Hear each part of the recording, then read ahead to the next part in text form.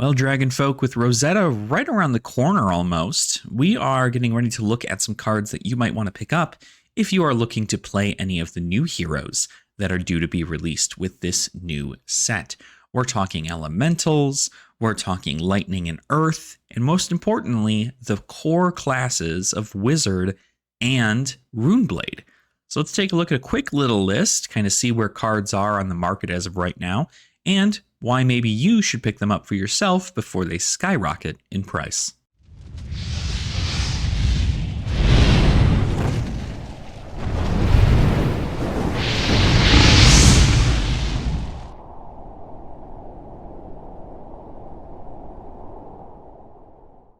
Welcome in, everybody. I hope you guys are having a fantastic day. I know I am. It's Friday here. I'm super excited. I'm hopefully going to have this out by Friday. So if you're watching it there, enjoy your Friday, right? Enjoy your weekend. And if you work weekends, hopefully you still enjoy those as well. But today we are going to go ahead and go over some cards that I personally believe are going to be great pickups for the new heroes that are going to be in the Rosetta set. Now, of course, like I said, we had Runeblade and Wizard, but there's also the Elemental talent as well as the Lightning and Earth talent cards.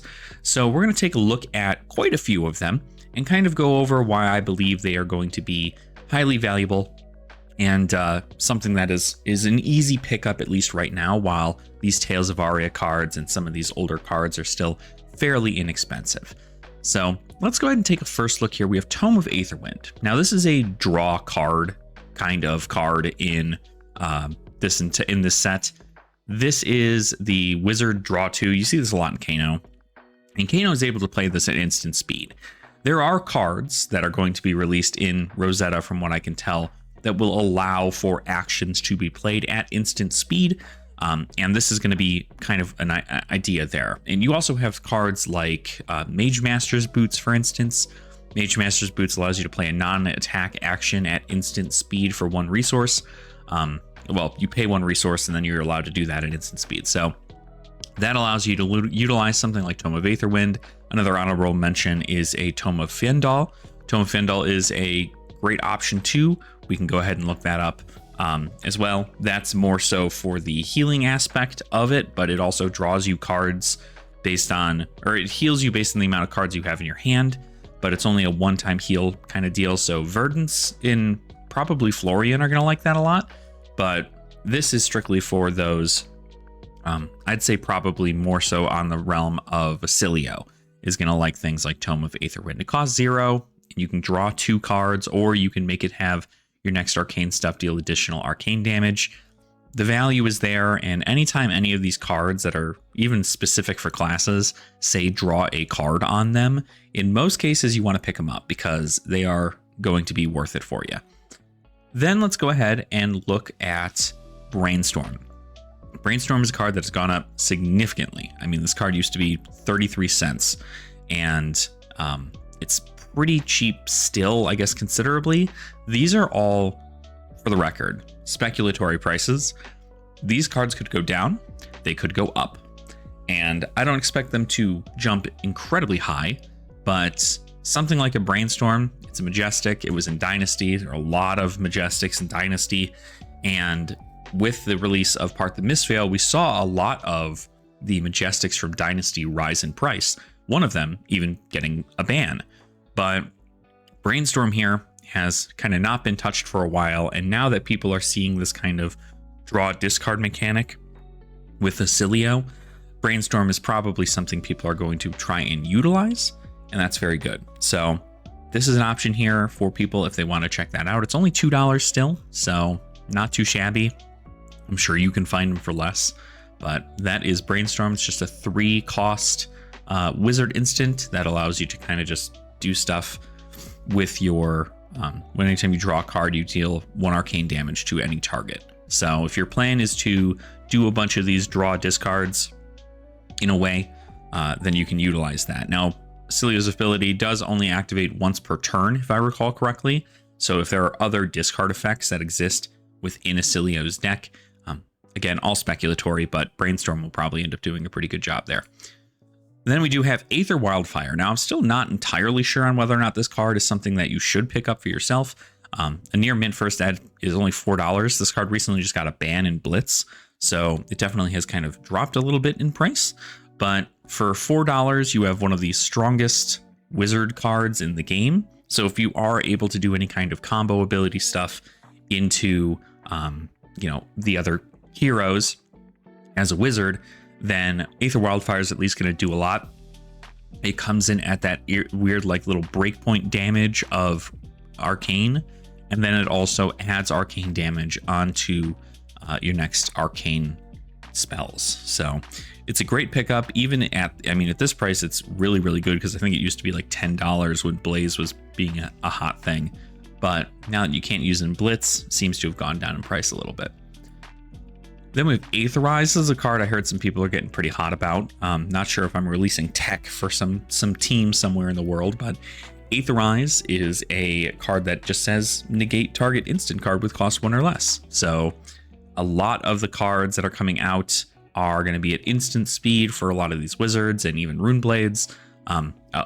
Just tons of instants seem to be popping up as far as this set goes. And so with Aetherize, we are seeing an uptick in its price, because initially it was only about 55 cents. This is a Majestic from Crucible of War that didn't see a whole lot of play because you weren't really negating a whole bunch of stuff. But this can not only be utilized with the negation of any of the other cards that have come out in Rosetta, but it's also really good at negating any of the Transcend cards that are in the Part the Mistveil decks. Any of the Mystic heroes, you can also negate their Transcend cards. Now, obviously, if they're playing 2 Transcend cards, they can respond to their Transcend card with a Transcend and, make that happen. But Aetherize will go ahead, and if they're just like playing a blue and then planning to play a Transcend card, you can negate it with this ability at instant speed. So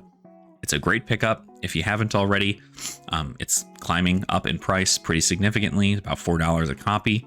$4 a copy is pretty good. If this card ends up being the thing that shuts down a lot of these Mystic heroes, I promise you it's going to go even higher. So it's kind of what you got to do. Then we go ahead and we take a look at Metacarpus Node. Now, Metacarpus Node is a older piece of equipment from Crucible of War. It's run in just about every wizard that can be, that can run it. But this one just allows you to do an additional bit of arcane damage if you do pay the 1 there for the Metacarpus Node. It also has Arcane Barrier, which is a great tech into wizards. So if you were trying to do a wizard into wizard match, Metacarpus Node might be a good call for you. But there are other options for arm pieces, regardless of whether or not you are trying out different builds. This is not the only arm piece that I think a wizard could utilize, but this is probably the most well-known, and there will probably be new arm pieces released inside Rosetta. So keep that in mind. But $5 for, you only need 1, so not a bad pickup. Then you have Alluvian Constellus. This is a Uprising legendary chess piece. So yes, legendaries can be under $50.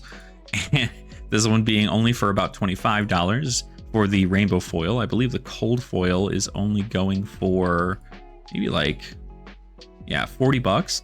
So you could easily do this for 25, or you can buy the cold foil for 40. The cold foil I do recommend getting if you have not already, just because cold foils are going to be, they're more rare. But Alluvian Constellus is kind of the wizard into wizard matchup, especially if both of these new wizards, we already know Wasilio's getting a new staff, but we don't know what Verdance's weapon is. I'm going to assume it's going to be like a wand or something, but if she ends up using a staff, then Alluvian Constellus is going to be really good, because it says prevents arcane. The first time Alluvian Constellus prevents arcane damage each turn. If it has less than 4 energy counters on it, you may put an energy counter on it. And then at instant speed, you can remove 2 energy counters from Alluvian Constellus, and the next staff ability you activate this turn costs 3 less. And it's got Arcane Barrier 1. So if you're preventing arcane damage, you eventually will get a energy counter on it. And then at 4 energy counters, you can go ahead and utilize this ability twice if you really wanted to, or obviously just once. Most staff abilities are only a a once per turn kind of deal. But even if you just block out 2 arcane damage throughout a couple turns, then you get 2 energy counters to utilize that with Illuvian Constellas to utilize something like a Waning Moon for free, or whatever staff ability they end up having there for free practically. So that is important to note. Illuvian Constellas is going to be really, really great into the Wizard matchup.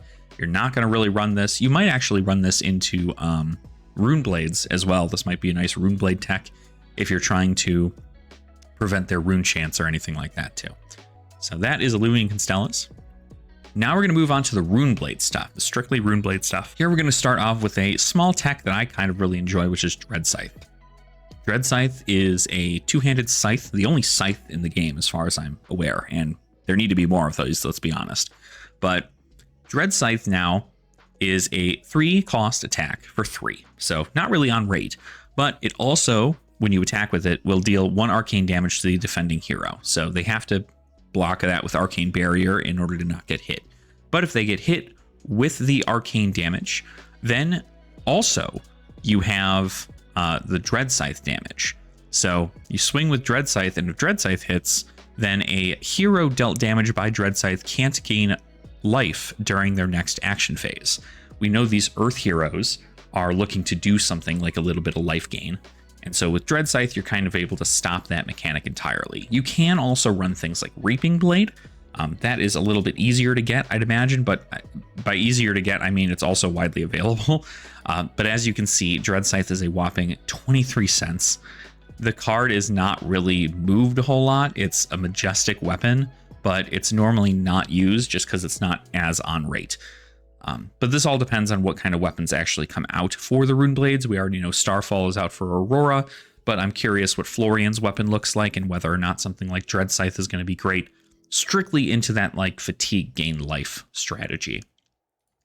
Next, we have the Swarming Gloom Veil. Now, this one's a little bit more costly because you're going to want 3 of them, but Swarming Gloom Veil is probably one of the best kind of go wide Runeblade cards in existence. Everfest came out with this one, and it's a 0-cost 3 power attack, 3 defense, Runeblade attack action that just says if you played or created 1 or more auras this turn, you gets go again. If you played or created 2 or more, it gets +1, and then if you created 3 or more, it gains when this hits a hero, they can't prevent arcane damage from sources you control this turn. So if you're trying to do something like a big arcane, blast at the end of your chain links, or you're trying to just kind of pick away a little bit at arcane, Florian can obviously make double their rune chants or any auras that they make with their hero ability. And also there's just tons of auras that have been released and spoiled for Rosetta so far. So auras are going to play a big part in this deck in both Rune Blades. So being able to have something like Swarming Gloom Veil and kind of get the full value out of it. This is essentially a 0 for 4 go again that says arcane damage can't be prevented this turn. So you get to deal an on hit and then deal a whole bunch of arcane damage afterwards. It's a pretty powerful deal. So then we move on over to Runic Reckoning, sorry. Runic Reckoning came out in Dusk Till Dawn. This is just a small little tech. I'm not sure if this is the best thing that it could be, but it does cost 1 less to play for each rune chant you control, so you only need 1 rune chant. And then the next Runeblade attack action card you play this turn gets +3 and go again. So what this does is this utilizes that kind of, non-attack action into attack action for most of these cases. You practically get to play it for free in most cases if you are getting a rune chant at any point, or you've created a rune chant on your last turn before the end of your turn. And it gets you a +3 to your next Runeblade attack action, which probably most of them will be. This one's a little fringe case, though. I'd say probably Viserai cares a lot more about this card than most of the ones in Rosetta, but it is something you want to pick up. Obviously, it is also rising in price pretty heavily, so check that out if you have not already. Then we move into Runic Reclamation. This is another one that I think is just kind of a small tech into the Rosetta heroes, strictly because when Runic Reclamation hits a hero, destroy target aura they control, and then if you do, create a rune chant token. Now, this is important because, like I said, there are a lot of auras that have been released for Rosetta, or that have been spoiled for Rosetta. And I'm sure there are a lot more to come in regards to an aura-based build for these heroes. So being able to destroy a target aura they control, you get to choose the aura that gets destroyed. And then if you do, you make a rune chant token. It's also a popper. It's a 7 power, 3 cost. It's a popper, so it's good into other heroes like Prism or Enigma if they're going to run any kind of Phantasm stuff in there. Very, very good card. And for $5, I mean, you can pick them up. It's even the first edition, so it's all good stuff. But it's also from Everfest, so there's only first edition. Then let's talk about Sonata Galaxia. This card is an expansion slot card from Heavy Hitters. It is a whopping $8.80, probably more around 10 if I were to guess. Yeah, probably around 10 after shipping and everything. This is a very simple Runeblade action. I don't know if this is going to be the best bet, because you want it to be an expensive aura you get with this, because it costs X less to play for, it costs resources less to play for each rune chant you control. So, you know, the amount of rune chants you have is based on however many you're able to make, and Florian's able to make multiple on their turn. I know Aurora doesn't quite make rune chants like off the rip, but Aurora is probably going to have rune chants available to her, considering there are lightning rune chants. So that's a thing.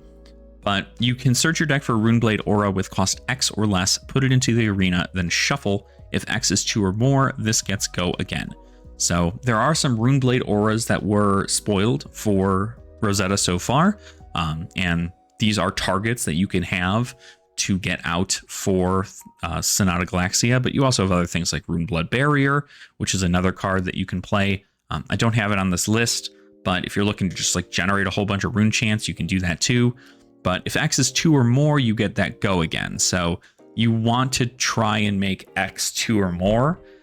So I'm sure if you're looking for an aura with cost 2 or more, you can go ahead and get that on out and get go again on this to make that that beginning action and then not that action and then attack action kind of concept. So that is the card I'd like here. Again, this is probably going to see a lot more play in Viserai, but I wouldn't be surprised if Florian runs something like this too, because it seems like Florian's going to want to like make auras and double up on auras and rune chants and stuff like that. So that's Galaxia. Vexing Quillhand, again, it's another arm piece specifically for Runeblades, though. It's pretty simplistic. It's under $1, and it just says action, destroy Vexing Quillhand, create 2 rune chant tokens.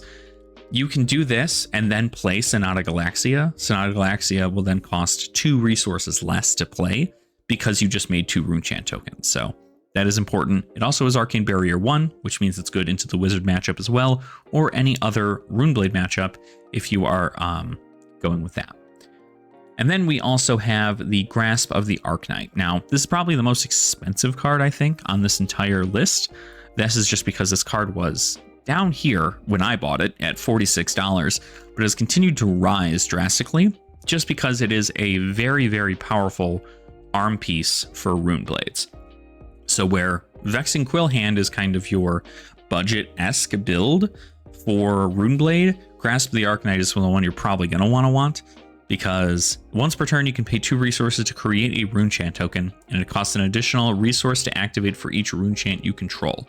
So in Florian's case, if you have 8 or more, or 4 or more, either or depending on if you're playing the adult or the young hero, if you have 8 or more earth cards in your banish zone, he creates that +1 of auras. So you actually make 2 rune chants off of the Grasp of the Arknight instead of 1. And 2 arcane damage is much better than 1 arcane damage for 2 resources. So it's practically a resource of rune chant.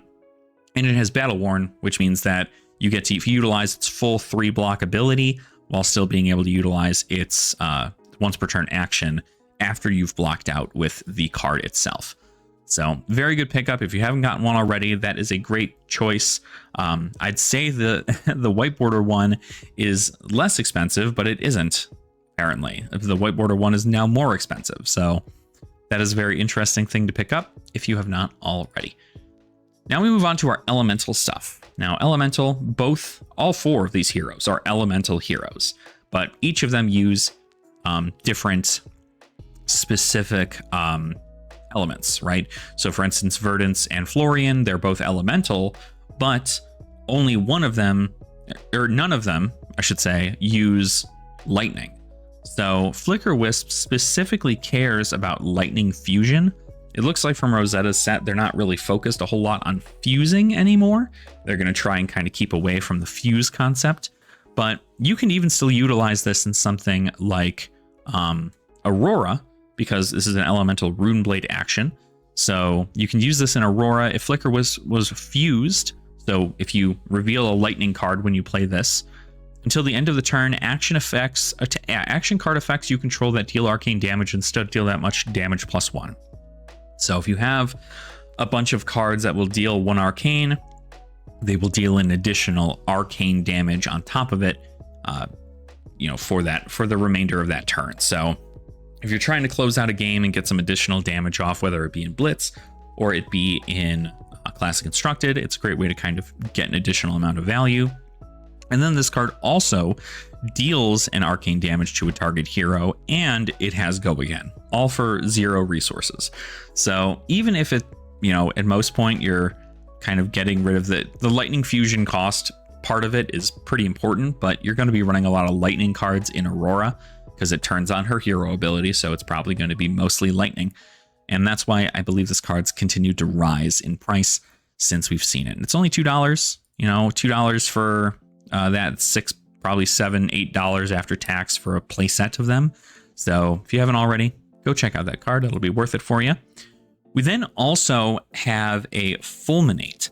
Now, I'm not entirely sure because I'm pretty sure you can't run this in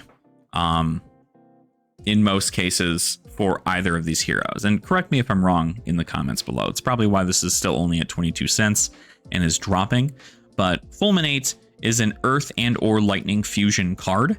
So as an additional cost to play this, you can reveal an Earth or Lightning card from your hand. Now, I'm pretty sure you can still play this in any of the heroes that have Elemental, because this is not an Earth or Lightning card.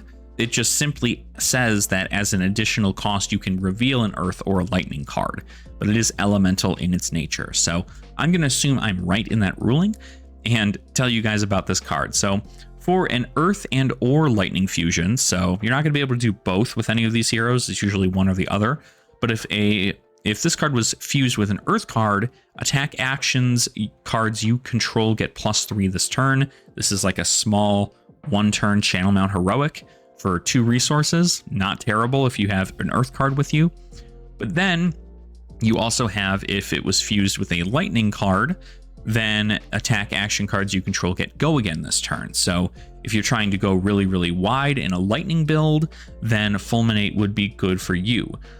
But if you are trying to run more of a go tall, powerful Earth build, then utilizing something like the Earth Fusion would be good too, because it gives +3 to any and all attack action cards you play this turn for +3. So a lot of power able to be pushed towards the end game with this. It does only block for 2 and it costs 2 to play, so I'm sure it's not on rate, but I'm not a pro player, so I wouldn't know. But I think the card looks really good. I think it looks even better in Rainbow Foil, which is also extremely easy to get, and it's something that I'm sure a lot of people can try and check out for themselves. Now we move on to the actual Earth cards. So here, obviously, we have Channel Mount Heroic. Channel Mount Heroic is only $2 right now. You see, it had the bump here for hype, and it went down to $2. I promise you, if you have not already taken a look at Channel Mount Heroic, I do suggest doing so, because Channel Mount Heroic is a very, very powerful card in Earth decks. And with both of these cards, you're probably really only going to be running this in Florian, but you're going to have a lot of Earth cards. And because you're going to have a lot of Earth cards, you're going to end up getting this, the flow counters off of this and getting full value off of the Channel Mount Heroic. So very powerful. It's also an aura, which means that any aura destruction cards that come out of Rosetta or exist already can target Channel Mount Heroic and then destroy it. So Aurora destruction is going to be a pretty big deal too. Or not Aurora. Aura, not Aurora. Then we have the Tome of Harvest. Tome of Harvest is about $4. This is another one of those cool draw card tome cards for Earth heroes. As an additional card cost to play Tome of Harvest, you put a card from your arsenal on the bottom of your deck, and then you draw 3 cards. So it costs you a blue to play this. And then you have to put a card from your arsenal to the bottom of your deck. So you have to have a card in arsenal, and you have to have a blue in hand in order for you to play this. But that is still 3 cards you get to draw on this turn, which means you turn that 3-card hand into, or really you turn that 5-card hand into a 6-card hand, which is still positive value. And you've played an Earth card, hopefully to get that Earth card into your Banish Zone to utilize for Florian and Verdance's ability. So very good stuff. I think this is a great pick for both Earth heroes, and it's only $4 right now, so it's like $12, probably like $15 after taxes. So if you can get a playset of these, I do suggest it. The tomes tend to end up spiking really high, especially when you get to see the kind of hands that people can utilize in these. Now let's move on to Lightning, our last section here, where we're talking a little bit about the Lightning cards specifically. These ones are probably only have use in, obviously, in Aurora or Cilio, but we have Shock Charmers here. Shock Charmers is just a 0-block arms equipment that says you can pay 2, and the next time an attack action you control hits a hero this turn, it deals 1 additional damage to them. So this is very powerful in regards to trying to guarantee that things hit. So you're going to run a lot of Lightning cards in Runeblade, and you're going to run a lot more attack action cards in Runeblade. And so because of that, I assume Aurora is probably going to want to play something like this, but not a guarantee. That is just kind of something that is speculated. But the card has shot up in price significantly since its release. Obviously back then, look at it, if you can check here, a Lightly Played Unlimited was $27, and now they're going for $42. This one says like $70. We have near mints at $72 and $74, so this card is skyrocketing in price. I imagine the cold foil is also incredibly expensive. Yeah, $84.90. Well, so at that point, if you're paying a little bit more for the rainbow foil, you might as well get the cold foil too. So that is Shock Charmers. It's also got Spell Void 2. So if you're going into Wizards and you need to block out some arcane damage, you do have Spell Void 2, which is a very great tech into them too. But it's also very niche, very specific, not completely necessary, but it is also getting a reprint in the set as well for the Japanese release. So who knows? That could just be a speculatory thing. Then we have Blink. Blink has kind of gone up in price a little bit. Again, used to be just kind of a 24-cent Majestic that nobody cared about for a long while because Lightning was not something that was able to be played for a little while. But Blink pretty much is just a Lightning instant for 0 cost and pitches for blue that says gain 1 action point. So at instant speed, you're gaining another action point. It's a Lightning card, so it turns on Aurora's ability to allow you to make a embodiment of Lightning token at instant speed. And it's also an instant, which means that Cilio can discard this to draw a card and put an instant in his grave. So that is the concept behind Blink. I think it's going to be a really, really great tech into these go wide builds. And more specifically, giving another action point to a wizard just sounds like an insane time. So yeah, that's that. Blink is probably going to have a lot of value here. I'm happy I have like 20 copies of this thing already. So it's not a bad pick. And then, of course, lastly, we have the Channel Thunderstep. Channel Thunderstep is much like Channel Mount Heroic, in which it does cool things with the element it is related to. It has Go Again, and then whenever you play an action card, so this includes wizard actions, you may pay an additional resource, and if you do, it gains Go Again. So those wizard actions, like I said with Blink, having wizards do multiple actions on one turn is crazy to think about. But now, Channel Thunderstep allows you to have that. You can play multiple actions. If you pay an additional resource, you can play multiple arcane damage dealing actions on your turn to be able to go ahead and get a bunch of value out of that. So love Channel Thunderstep. Obviously, you have to have a Lightning card in your pitch zone, and then you have the flow counters. If you haven't dealt with Aria stuff in the past, you'll check that out now, and you can see what that's all about. But you pretty much just need to make sure you're always pitching Lightning cards, and then you get to just play wizard actions with Go again. So tons of value there. I definitely think it's a great pick. And still, again, only for $2.50, you can get all of these right now for under $10, and they're going to be an insanely powerful card in Acilio if you're looking to get that. But also, I think this is also going to be good for Aurora as well, depending on the builds people come up with. But yeah, that is the entirety of the rundown for that. So I know this is kind of a long video, but I did want to go ahead and get through all the cards and kind of just make this a one-stop shop. Like, if you haven't already been looking for cards, these are cards you can look at. I'm sure there are some I missed, some that I even mentioned in here, like Runeblood Barrier and Tome of Yendal. Those are also ways you can utilize those. But again, don't worry too much, right? Just check stuff out at your own pace, kind of make a big focus on these class-specific cards, and don't overspend. If you feel like something is too expensive and that there's a cheaper version of something, then go ahead and check that out first, because you want to make sure that you are going to enjoy the hero you're playing before actually, investing a whole lot into a class. But so far, I think Rosetta is going to be a really, really fun set. I think a lot of cool things are going to come out of it.